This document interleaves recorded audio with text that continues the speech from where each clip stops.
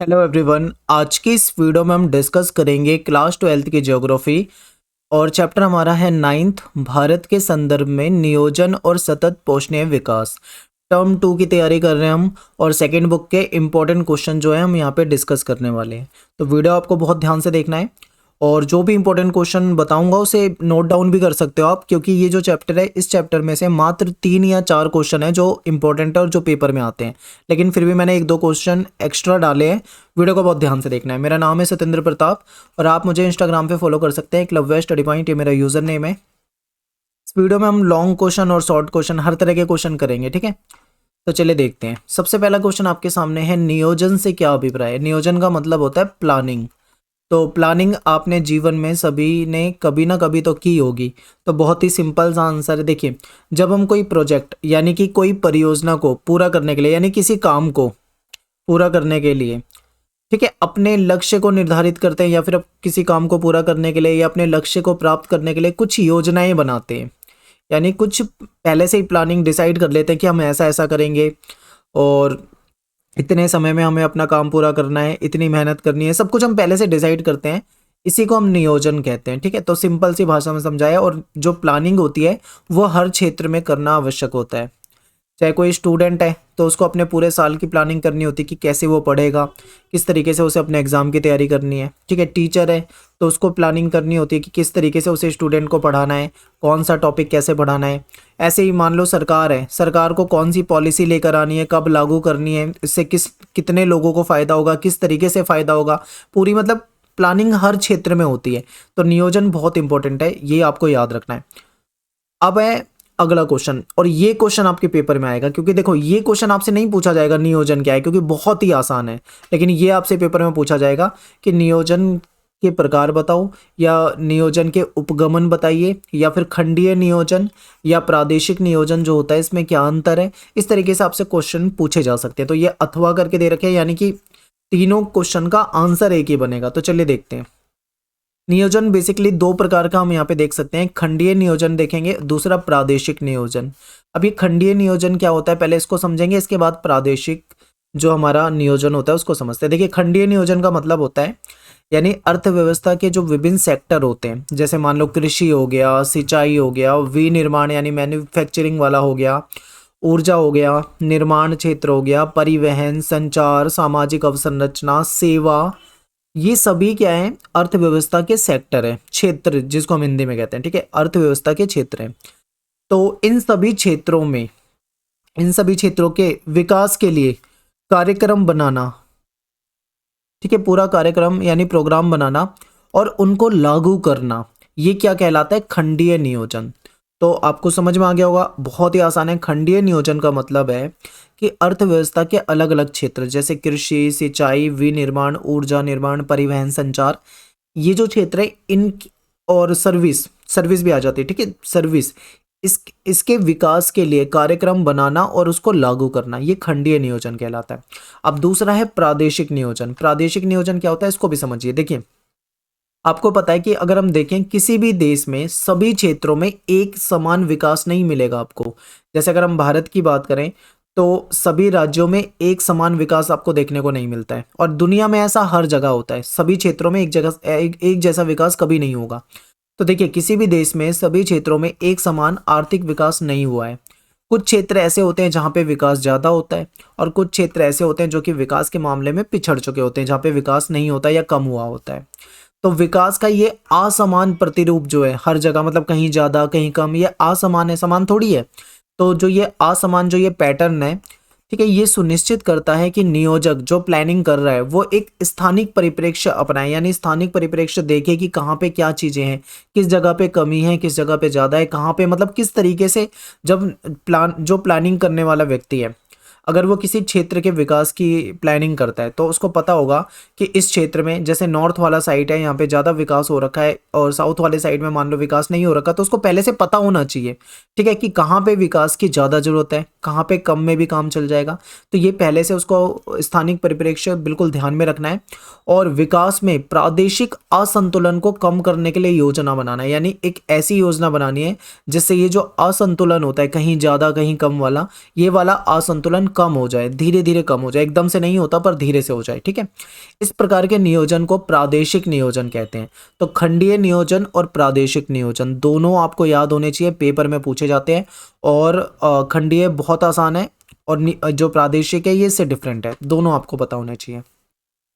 अगला क्वेश्चन आपके सामने है कि भारत के विकास में प्रादेशिक विषमताएं हैं, इस कथन को आपको स्पष्ट करना है। तो देखिए अभी जस्ट इससे पहले यही तो क्वेश्चन पढ़ा है हमने कि अगर हम कहीं पे भी देखें तो विकास जो होता है वो एक समान नहीं होता, कहीं कम कहीं ज्यादा, ठीक है। तो भारत में भी अगर हम देखें तो कहीं पे कम कहीं पे ज्यादा विकास देखने को मिलता है, इसी को आपको बताना है। तो देखिए भारत में आंतरिक भागों में अगर हम देखें, आंतरिक भागों की तुलना में जो तट वाले इलाके हैं वो काफी निर्धन है, ठीक है, ज्यादा मतलब वहां पे निर्धनता है।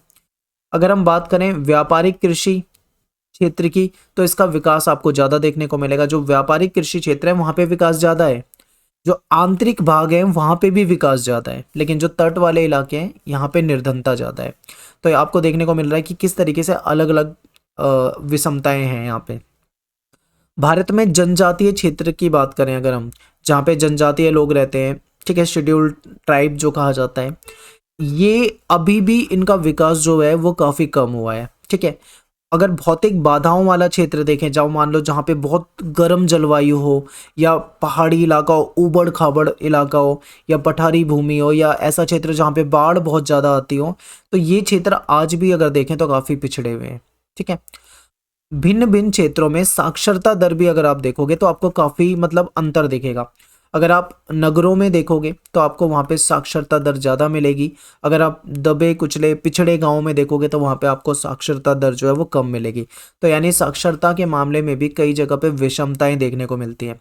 स्त्रियों की साक्षरता दर में भी काफ़ी ज़्यादा भिन्नता देखने को मिलती है। तो ये क्या है, अगर हम भारत के अलग अलग क्षेत्रों में जाते हैं तो हम देखते हैं कहीं पे विकास ज़्यादा है, कहीं पे विकास कम है। जनजातीय क्षेत्रों में देखेंगे तो वहाँ पे विकास कम मिलेगा, पर्वतीय क्षेत्रों में देखेंगे तो वहां पे विकास कम मिलेगा, साक्षरता दर देखेंगे तो अलग अलग स्टेट में अलग अलग मिलेगी। तो यही विषमता है, ठीक है। आई होप आपको आराम से समझ में आ रहा होगा, बिल्कुल ध्यान से देखिए। और इंपॉर्टेंट क्वेश्चन करा रहा हूँ सारे के सारे, ये जो क्वेश्चन है ये पेपर में बहुत पूछा जाता है, इंपॉर्टेंट, इस चैप्टर का सबसे ज्यादा इंपॉर्टेंट क्वेश्चन है और हर बार पेपर में रिपीट होता है, ज्यादातर मैंने देखा है इसे। तो ये क्वेश्चन आपको बिल्कुल याद होना चाहिए। देखिए इंदिरा गांधी नहर कमांड क्षेत्र जो है, ठीक है, यहाँ पे क्या है कि नहर के द्वारा सिंचाई का काम शुरू किया गया, तो उससे पारिस्थितिकी, अर्थव्यवस्था और समाज जो है वो रूपांतरित हो गया। तो इसी कथन को आपको विश्लेषण आपको करना है, ठीक है, इस कथन को आपको एक्सप्लेन करना है। इसके ऑप्शन में एक और क्वेश्चन दिया हुआ है कि नहर कमांड क्षेत्र जो है ये सिंचाई के लिए जल प्रदान करने में इंदिरा गांधी नहर का महत्व बताना है। यानी जो नहर कमान क्षेत्र है यहाँ पे इंदिरा गांधी नहर जो है उससे जल प्राप्त होता है, आप सभी जानते हैं, तो उसका महत्व बताना है कि क्या महत्व है। तो बहुत ही आसान क्वेश्चन है, ध्यान से देखो। इंदिरा गांधी नहर जो है ये काफ़ी बड़ी नहर है, ठीक है, जो कि आपको हरियाणा के हरिका क्षेत्र से राजस्थान की तरफ जाती दिखेगी। और ये काफ़ी मतलब बड़ी नहर आप इसे मानिए, ठीक है। तो इस इतनी बड़ी नहर का जो काम हुआ था ये चरण वाइज हुआ था, ठीक है। एक बार में पूरी नहर नहीं बनाई गई, पहले स्टेप 1, फिर स्टेप 2, फिर इसको खोला गया, फिर इसको खोला गया और फिर इस तरीके से विकास हुआ। तो देखते हैं, इसको समझते हैं। तो देखते हैं, सबसे पहले बात करते हैं स्टेप 1 यानी चरण 1। तो पहला चरण जो था इस कमान क्षेत्र में सिंचाई की शुरुआत हुई थी 1960 के दशक के शुरुआती वर्षों में। याद रखिए 1960 का दशक जो था उसके शुरुआत में पहला जो चरण में काम शुरू हो गया था, यानी ये जो नहर थी इसको खोल दिया गया था। और चरण 2 की अगर बात करें तो कमान क्षेत्र में सिंचाई की शुरुआत 1980 के दशक के मध्य में होती है, यानी लगभग 1985 के आसपास ऐसे शुरुआत हुई। तो क्या इससे फायदे हुए हमको ये बताना है, ठीक है। तो ये बेसिक था, इसे याद रखो ना रखो, लेकिन यहाँ से जो पॉइंट है ये आपको बिल्कुल रटे होने चाहिए, पेपर में ये पॉइंट आपको लिखने हैं। तो देखिए नहर जो है वो नहर सिंचाई ने शुष्क क्षेत्र में, क्योंकि सूखा क्षेत्र था तो इस क्षेत्र में पारिस्थितिकी जो है उसको बदला है, यहाँ की अर्थव्यवस्था भी बदली है, यहाँ का समाज जो है वो भी रूपांतरित हुआ है। पहले जब ये सुविधा नहीं थी तो वहाँ की परिस्थिति अलग थी, लेकिन जब ये नहर बना दी गई, नहर के द्वारा सिंचाई होने लग गई तो सुविधाएं मिल गई, तो वहाँ से फिर इस क्षेत्र की परिस्थिति भी बदल गई, यहाँ की अर्थव्यवस्था में भी फायदा हुआ और यहाँ का समाज भी धीरे धीरे रूपांतरित हुआ। अगला देखिए वनीकरण, यानी वन लगाए गए, खूब सारे पेड़ लगाए गए, चरागाह का विकास किया गया। इससे क्या हुआ, यहाँ की भूमि जो थी वो वहाँ पे हरियाली आई। फसलों की पैदावार बढ़ने लगी। देखो अब सिंचाई के लिए पानी मिल रहा है तो जाहिर सी बात है हरियाली भी बढ़ेगी, फसलों की पैदावार जो है वो भी बढ़ेगी। तो ये बहुत सिंपल सिंपल पॉइंट है, याद रखना है। यहाँ की जो पारंपरिक फसल थी, पहले चना उगाया जाता था यहाँ पे, बाजरा, ग्वार, लेकिन नहर आने के बाद, नहर की सुविधाएं आने के बाद यहाँ पे गेहूं, कपास, मूंगफली, चावल ये उगाई जाने लगी। यानी इनका स्थान अब किसने ले लिया था? इन फसलों ने ले लिया था। कृषि और पशुधन उत्पादकता में भी काफी आपको वृद्धि देखने को मिलेगी, खेती ज्यादा होने लगी, पशुपालन भी काफी मतलब होने लगा। तो ये सब कुछ फायदे हुए, लेकिन सारे फायदे ही नहीं हुए, कुछ इसके थोड़े बहुत नुकसान भी हैं जो आगे किसी क्वेश्चन में बताएंगे आपको, ठीक है। तो इस क्वेश्चन में जो पूछा हुआ था, आपको यहाँ से लेकर यहाँ तक के जो पॉइंट है ये बिल्कुल आपको याद होने चाहिए। पेपर में क्वेश्चन बार बार आता है तो ये चीजें आपके दिमाग में होनी चाहिए। अगला प्रश्न देखिए, भरमौर क्षेत्र के बारे में आपको बताना है, ठीक है। तो देखिए वैसे ये क्वेश्चन आता नहीं है पेपर में, भरमौर क्षेत्र के बारे में बताओ। क्वेश्चन इस तरीके से आएगा आपके पेपर में कि भरमौर क्षेत्र के विकास के लिए जो एक परियोजना लेके आए थे जिसको समन्वित जनजातीय विकास परियोजना कहते हैं, इसके बारे में बताओ। लेकिन इस क्वेश्चन को जानने से पहले आपको ये क्षेत्र के बारे में पता होना चाहिए, इसीलिए मैंने ये क्वेश्चन डाला हुआ है ताकि आपको आसानी से याद हो जाए, ठीक है। तो समझिए इसे, देखिए देखिए भरमौर जनजातीय जो क्षेत्र है ये हिमाचल प्रदेश के चंबा जिला, हिमाचल प्रदेश में जो जिला है चंबा, यहाँ की दो तहसील है, एक है भरमौर और एक है होली, ठीक है, ये इसमें शामिल है। तो ये बेसिक इंट्रोडक्शन दे रहा हूँ आपको भरमौर क्षेत्र का, समझ लो इसे। ये जो क्षेत्र है ना ये जनजातीय क्षेत्र है, यानी यहाँ पे आदिवासी लोग रहते हैं। और यहाँ पे कौन सी जनजाति के लोग रहते हैं? गद्दी जनजाति, ये गद्दी जनजाति का नाम है, ठीक है, याद रखिए। इस जनजाति के लोग रहते हैं। ये लोग जो है काफी मतलब पिछड़े हुए हैं और ये लोग ऋतु प्रवास करते हैं, यानी ऋतुओं में प्रवास कर जाते हैं। इनकी जो भाषा है वो है गद्दियाली। इस क्षेत्र की जलवायु जो है बहुत कठोर है, यहाँ पे जीवन मतलब काफी मुश्किल है। ये हिमाचल प्रदेश के आर्थिक और सामाजिक रूप से सबसे पिछड़े इलाकों में आता है ये भरमौर क्षेत्र। और यहाँ के लोग जो है वो खेती करते हैं और भेड़ और बकरी जो है उसको पालते हैं। तो ये हो गया बेसिक इंट्रोडक्शन इस भरमौर क्षेत्र का।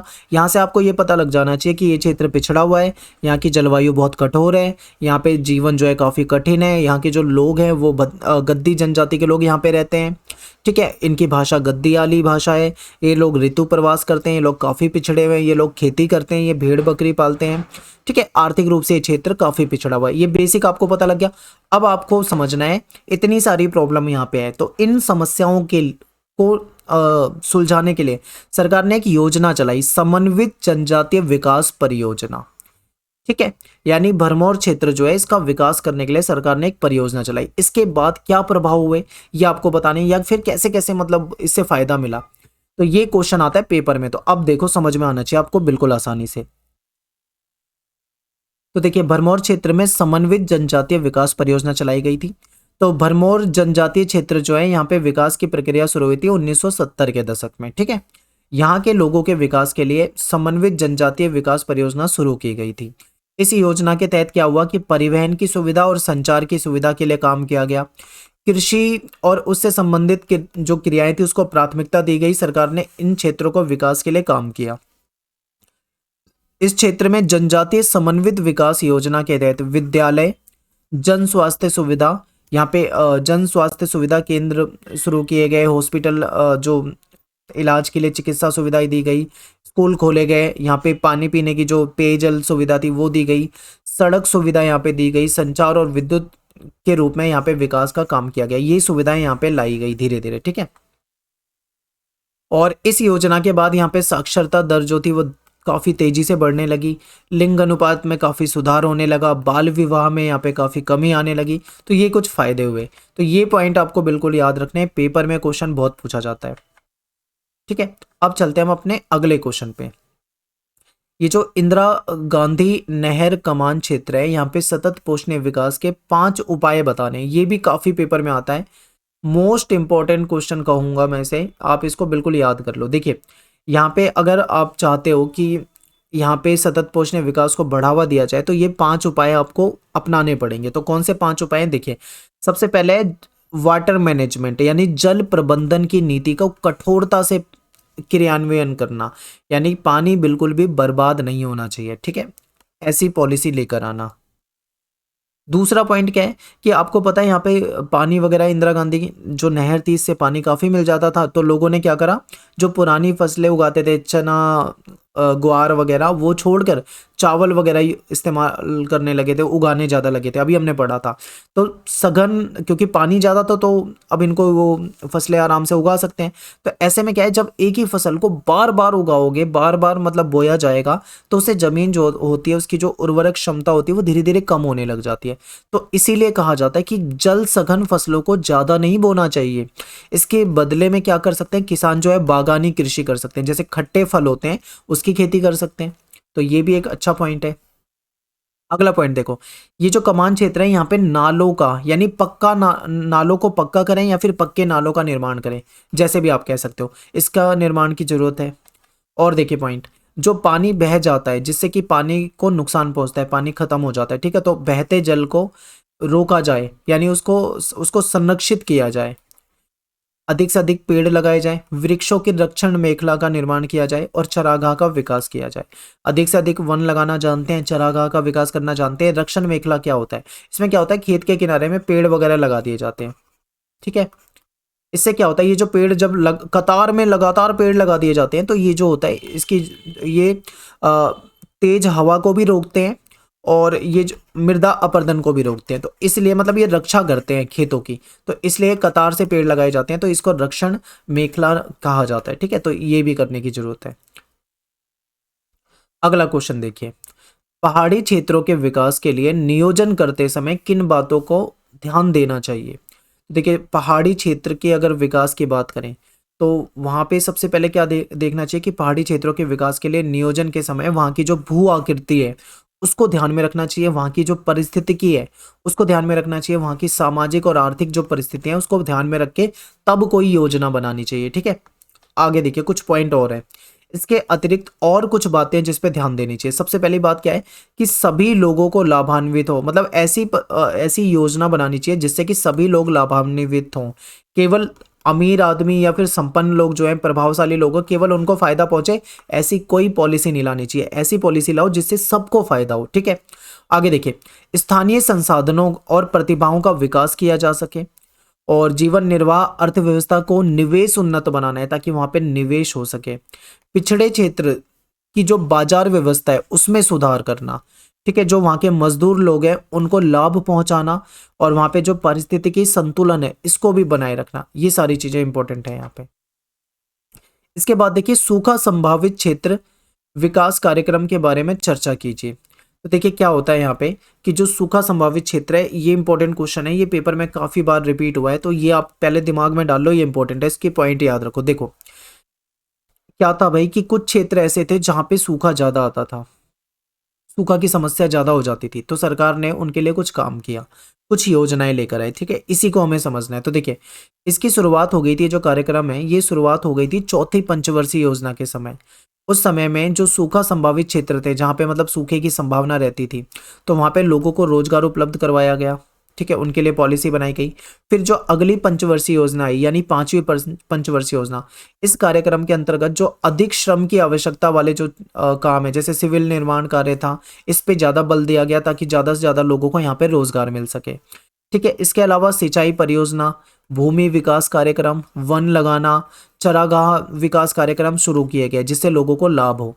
गाँव में जो बेसिक जो सुविधाएं चाहिए, जैसे कि मान लो बिजली चाहिए, सड़क चाहिए, बाजार, ऋण सुविधा, सेवाएं, इन पे ज़्यादा बल दिया गया ताकि लोगों को बेसिक जो नीड है इनकी पूरी हो सके, ठीक है।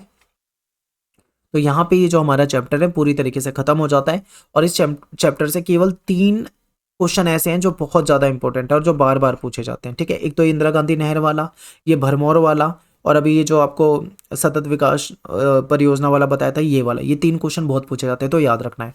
और टेलीग्राम ग्रुप आप जरूर ज्वाइन कर लो, क्लास 12 ESP न्यू ग्रुप नाम से अपना टेलीग्राम पे ग्रुप है, आप उसमें जुड़ जाइए, ठीक है। फिर मिलते हैं आपसे नेक्स्ट वीडियो में। थैंक्स फॉर वॉचिंग सभी को। जय हिंद, जय भारत।